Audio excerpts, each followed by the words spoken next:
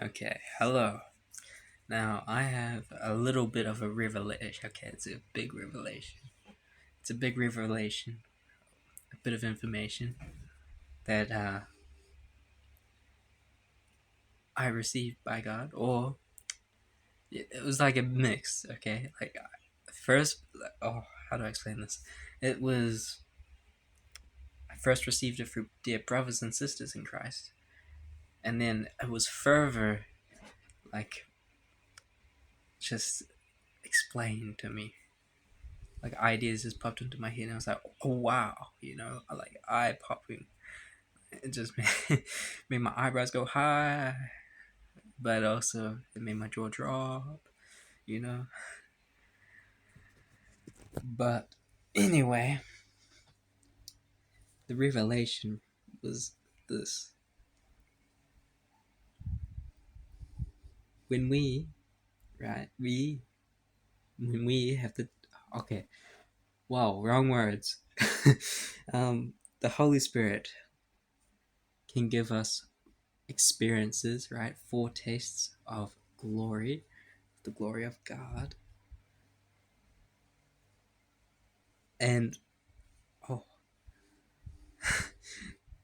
those who have accepted Christ into his heart and believe in Christ have the Holy Spirit, and right, they live lives. They're getting transformed by God. And when we are in suffering, deep suffering, like as we know that the body of Christ has to suffer as Christ suffered, right?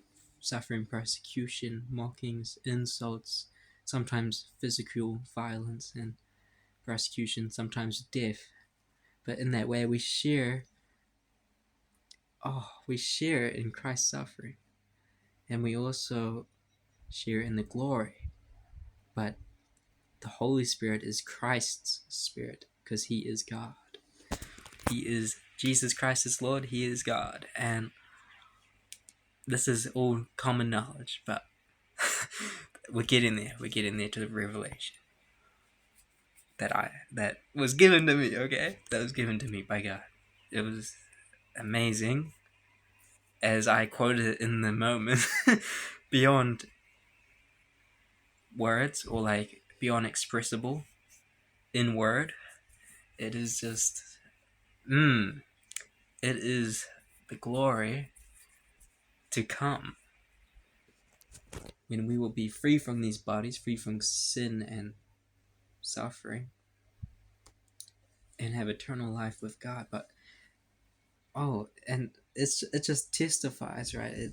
It's the Holy Spirit interceding on us when we can't see the goodness that God is working for us.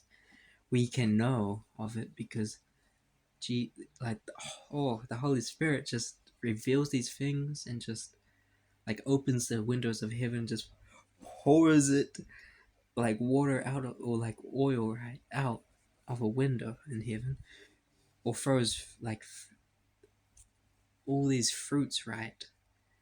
Fruitfulness, fruits of the Spirit, or just it produces.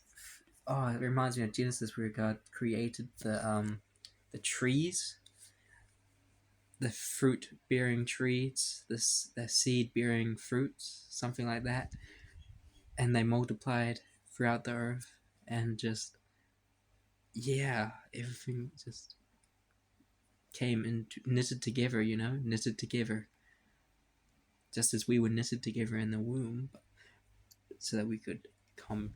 We were made for Christ, right? We're becoming like Christ. And another thing that God revealed to me that was amazing, I might add, was oh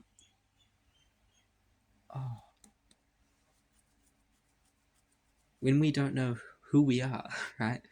Our identity. It's always rooted in God, children of God. And that's another thing. The Holy Spirit testifies that we are children of God because we go through the sufferings, but we experience the goodness of God in the suffering, and it keeps us going. But it also, it oh, I'm not quite getting the words I want to explain it.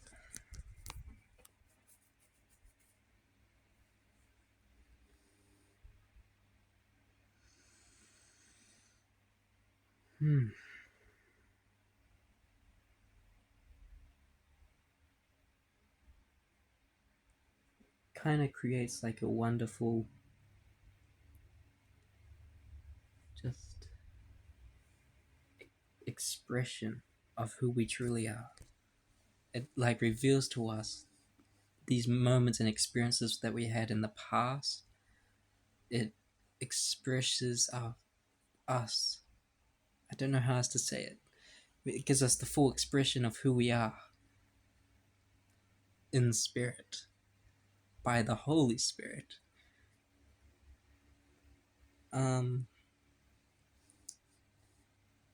yeah, and we feel so safe. We feel so loved and cherished, and just higher than like not in like that sense, but in just feel so elevated, like we're levitating basically. Like we are just so full of joy and just knowing, because we just know that God, like He chose us. Like, I don't know how else to say it. We're like children of God. We just know it. We just know it because our lives are testifying about it. Because, as I said in the identity bit, we're rooted in Christ, and we're constantly becoming more and more like Christ. We have to go through sufferings, but we experience the goodness. But it's not quite what I'm trying to get at in this.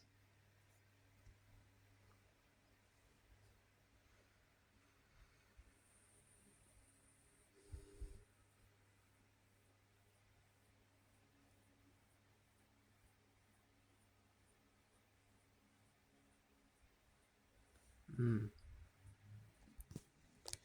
Oh,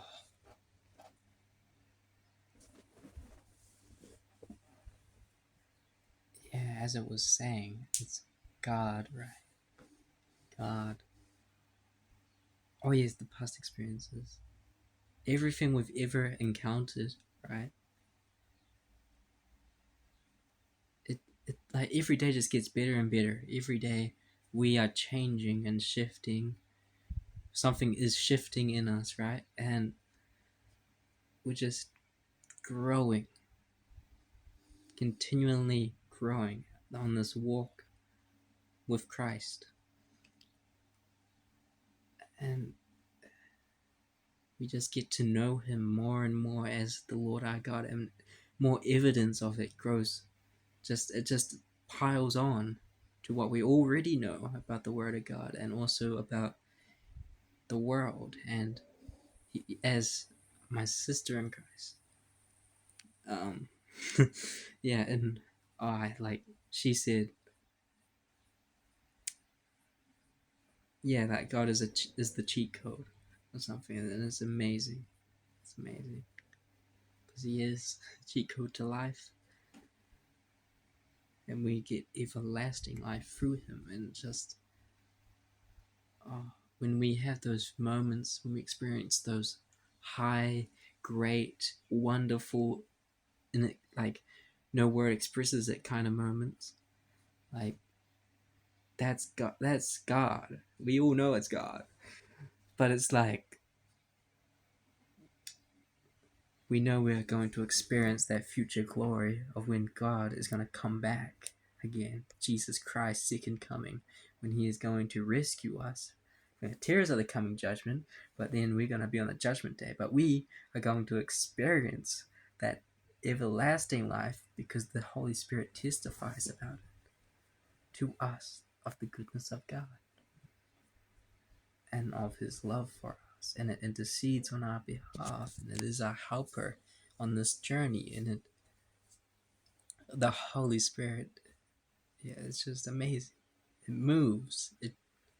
It moves everything, even behind the scenes, like behind the curtains, backstage, where we can't see it, but like we know that something is getting prepared for us. We know that something is going to show up, so to speak. Show up.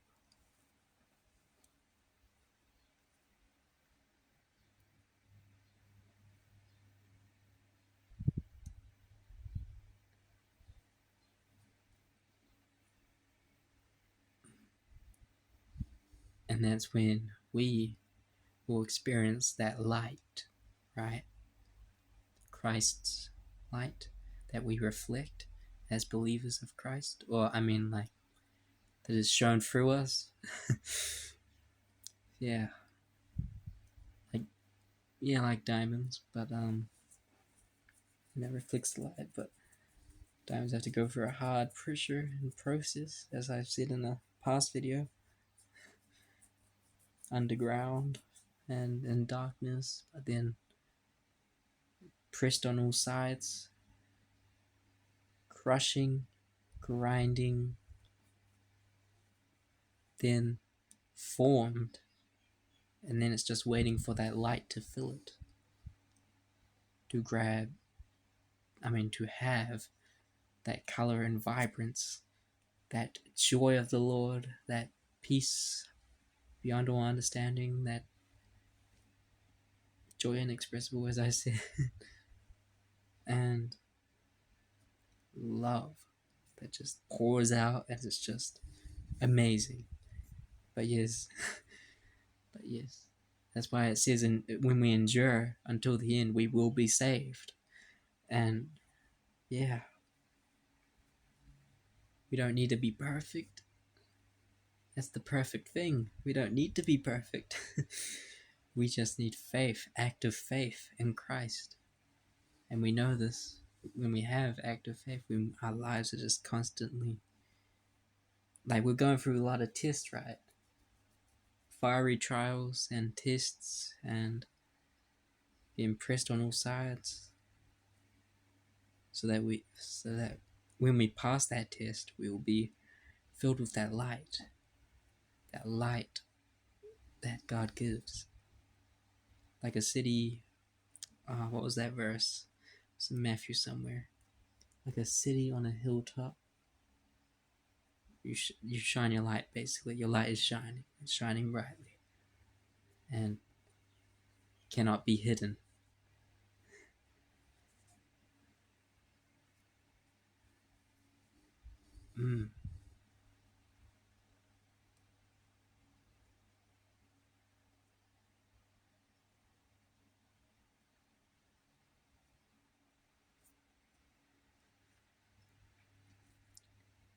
But yeah, it's just amazing that God, what I've tried to reveal today is basically the Holy Spirit working in our lives. It is a deeply personal inner work within oneself and calling. And yet many are called, but few are chosen. But those who are chosen are those who answer that call, I believe. And choose God.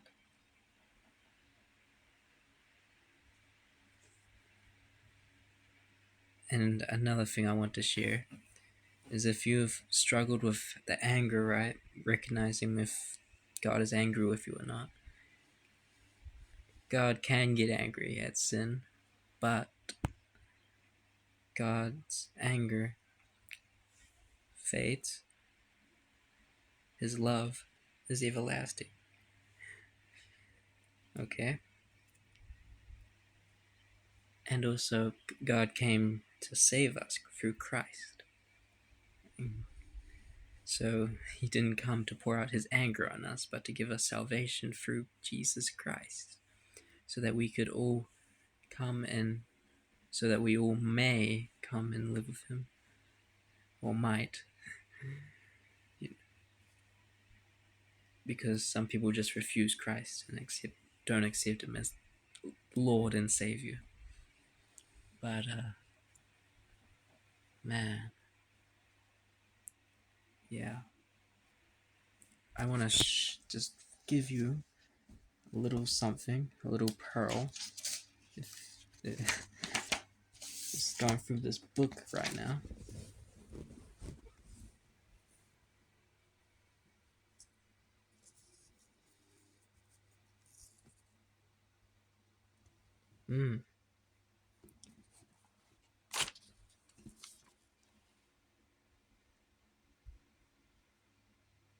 Yeah, right here.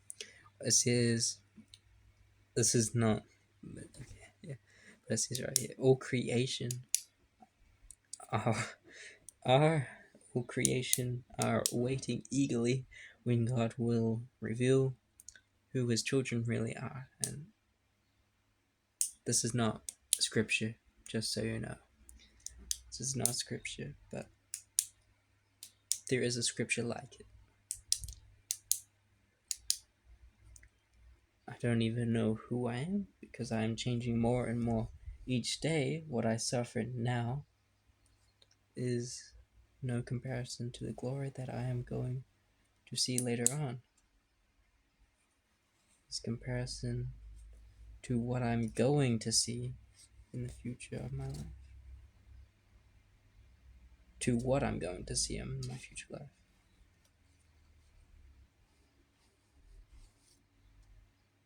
And a foretaste, when the Spirit gives us a foretaste, right, of these glory of God, right?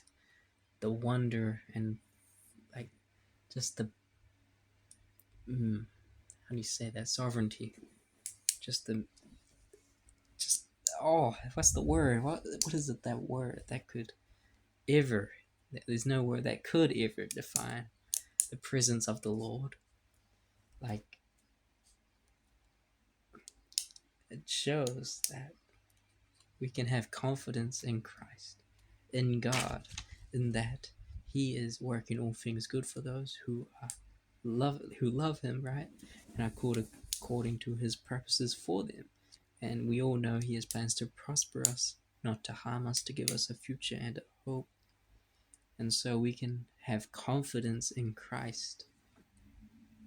And it's a confidence that only is getting revealed to be more and more accurate, and more just like, the confidence is beyond the heavens at this point. It is like Christ is King. He is Lord. He is our Lord and Savior. There's archaeological evidence, and there's also a lot of scriptural evidence and a lot of testimonies, right, worldwide, globally, for the body of Christ is everywhere, okay? We're all scattered around the nations, right? Waiting to come back to the New Jerusalem through our faith in our Lord and Savior, our Messiah, Jesus Christ, who bore all our sins and all the world, right, upon his shoulders on that cross. And he bled and died on that cross to give us forgiveness for all our sins, so that we would be washed, so that we would be purified and cleansed, and just continue on this journey of purification and cleansing, and also drawing closer to him. It's like what I like to call it. Yeah.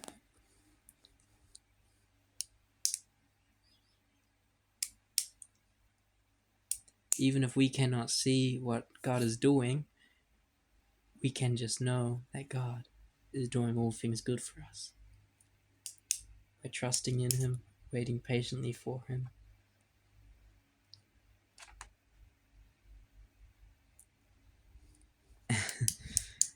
Yeah. And passing the tests, the fiery trials that are in our lives. And praying for, I would say, guidance in what God wants us to do to understand his will for us, for our lives. He reveals like one step at a time, at least for me.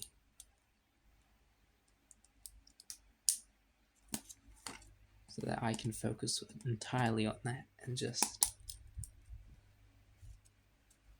whiz past it.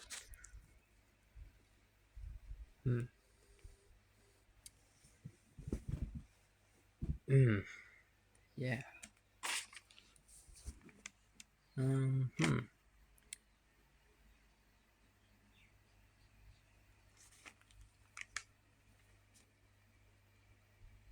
Now there is one other pearl I do have, and that is, though I haven't practiced it, it seems legit and valid. So I'm just gonna speak it.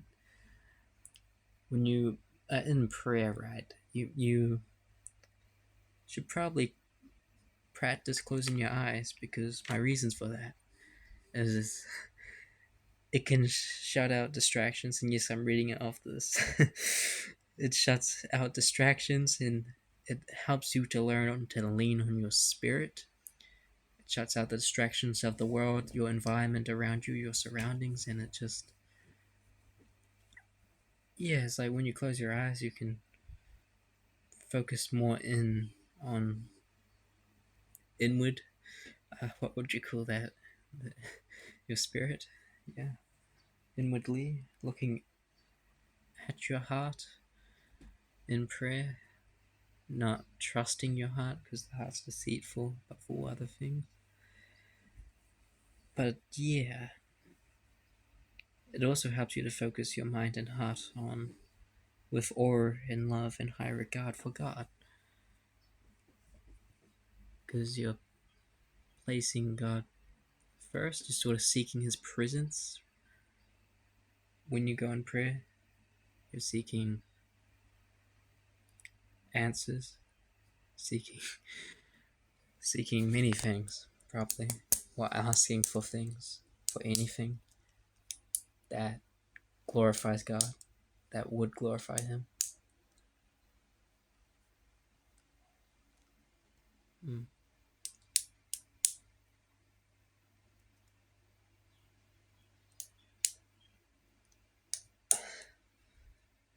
Like, wow. Endure. It gets better.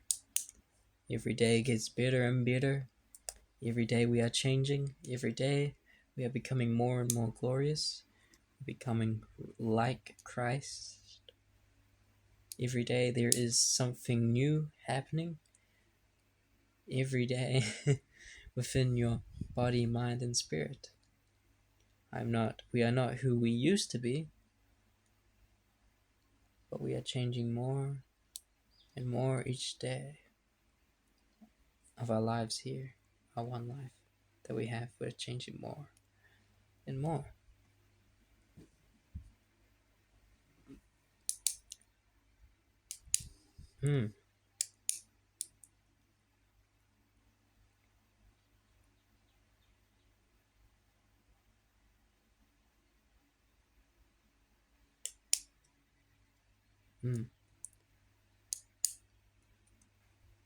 And also, I also want to say that it is important to stay connected to other dear brothers and sisters in Christ, because they have the Holy Spirit working in them too.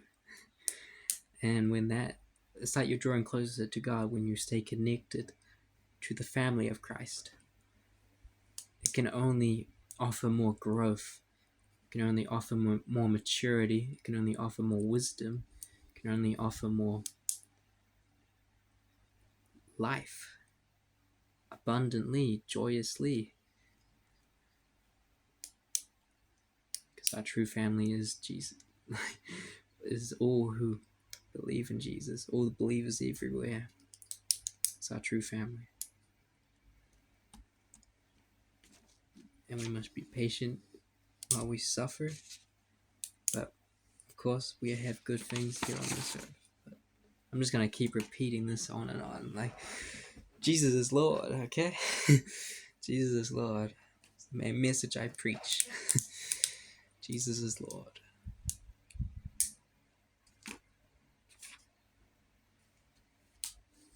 And He wants for all to be saved and for none to perish. And when we preach, there may be a shift in one's heart who is rebellious to God, who doesn't acknowledge God as God in their life or at all, just living in sin, living in the world, living a life that is perishing and dying. And we are only made alive through faith in Christ and made right with God through faith in Christ. And yes, works without, faith without works is dead, but yes, that's why I mean active faith. Active faith.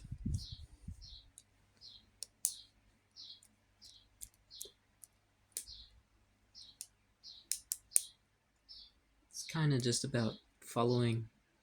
No, it actually, yeah, that was actually good advice.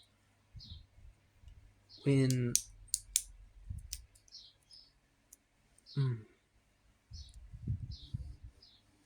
yeah, the voice of God. That's the voice we listen to. We don't listen to all these outside external voices, or when we listen to prophetic voices, right? We got to be careful and test the spirit behind that voice by discerning whether or not it's from God, by bringing it to God, and unless it has confirmation already in it speaking to you that resonates within your soul or heart or spirit, that just, that that video is for you, okay? Or that those words are meant for you. Because God just works wonderfully in just so many ways that it's just, give him the glory. Give him the praise. He's worthy of it all, and Christ is all that matters in this whole life that we have, this whole one life that we have. And we have this whole life that we have on this earth to come to God. For those who have already come to God, who've just accepted him as their Lord and Savior, shared their faith, whether through comments or through just speaking, chatting it up with other people. Just basic conversation. And learning to confront our fears by relying on God's strength. That we are fenced, we are protected, we are children of God. And the devil doesn't have victory. He is defeat. He's defeated. We are overwhelmingly victorious in Christ Jesus. And that is the truth of the matter. Christ is victorious. We all who believe in Christ will have eternal life, because we endured this long journey, this long perilous, how do you say that word? Long suffering journey, by being patient, by trusting in him, by obeying him, by just surrendering to him. And if you have struggle with surrender, just think of it as surrendering to that love, that joy, that peace that you have already experienced, that outpouring of love by God into our hearts, minds, and souls. And, spirit, obviously, because our spirits are one with God's through belief in Christ. But, oh, man, it is marvelous. Marvelous, marvelous, marvelous.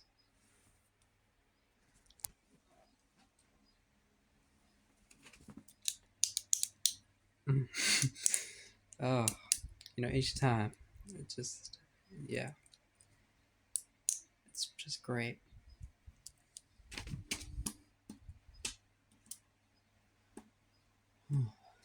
Yeah, and also work at your own pace.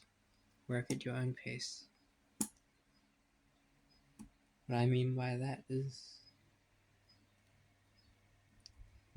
have peace. Keep your peace. Whether through deep breathing, closing your eyes, or just walking away from a situation for a few minutes, then going right back into it. or just getting food or something. Food and water, drink.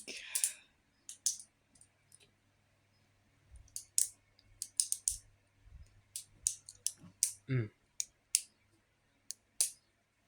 And I do not encourage drinking,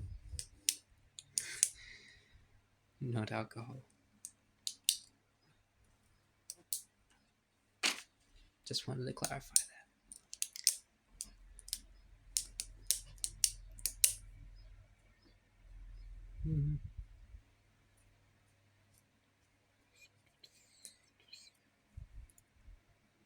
This is probably getting too long now, but but wow.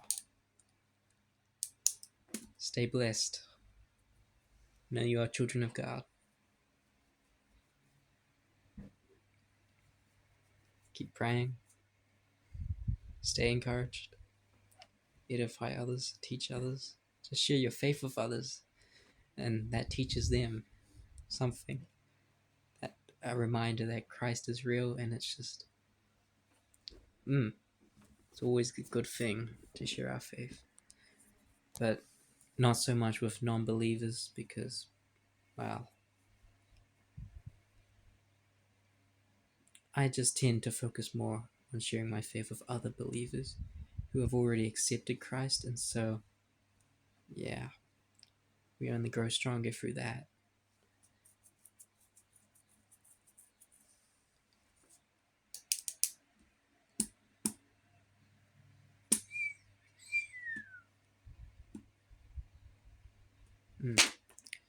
Okay. Seriously now. Goodbye. Goodbye. Goodbye.